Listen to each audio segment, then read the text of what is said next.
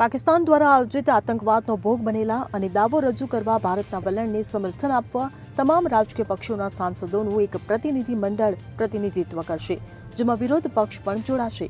જોઈએ વિગતવાર માહિતી આ વિશેષ અહેવાલમાં. પાકિસ્તાન સામે રાજદ્વારી હુમલો શરૂ કરવાના પ્રયાસમાં તમામ પક્ષોના સાંસદોનું એક પ્રતિનિધિ મંડળ આંતરરાષ્ટ્રીય સંપર્ક કાર્યક્રમ શરૂ કરવા જઈ રહ્યા છે, જેમાં તેઓ વિદેશી સરકારોને તાજેતરના સંઘર્ષ અને મુદ્દા પર ભારતના વલણ વિશે માહિતી આપશે.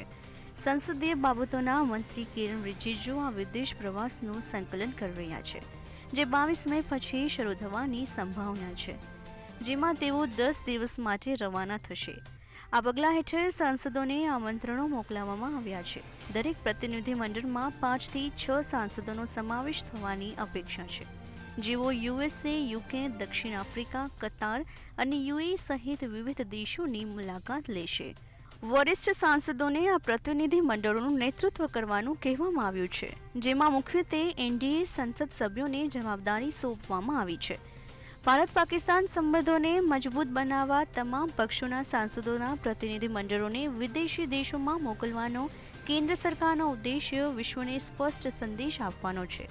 સરકારને આશા છે કે આ પગલાંથી વૈશ્વિક મંચો પર પાકિસ્તાન વિરુદ્ધ મોટી રાજદ્વારી અને રાજકીય અસર પડશે.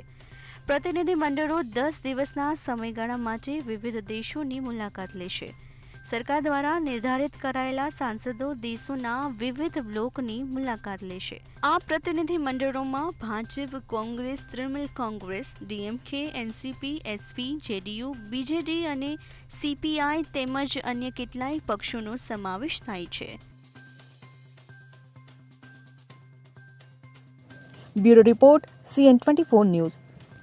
હવે જુઓ દેશ દુનિયાની તમામ ખબરો તમારી આંગળીના ટેરવે. ઉઠાવો મોબાઈલ અને ગૂગલ પ્લે સ્ટોર પરથી ડાઉનલોડ કરો અમારી CN24 ન્યૂઝ મોબાઈલ એપ.